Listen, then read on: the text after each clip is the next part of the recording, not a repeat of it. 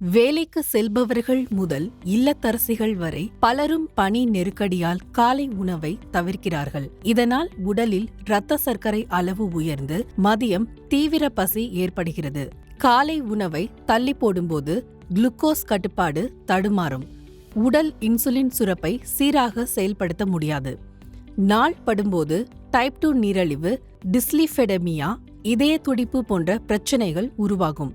காலை உணவை தொடர்ந்து தவிர்ப்பவர்களுக்கு வயிற்று பகுதியில் கொழுப்பு சத்து சேர்வதால் உடற்பருமன் ஏற்பட வாய்ப்புள்ளது.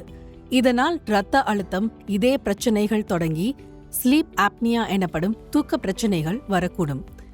இவை யாவும் பக்கவாதம் போன்ற தீவிர பிரச்சனைகளுக்கு ஒருவரை இட்டு செல்லும். நன்றி.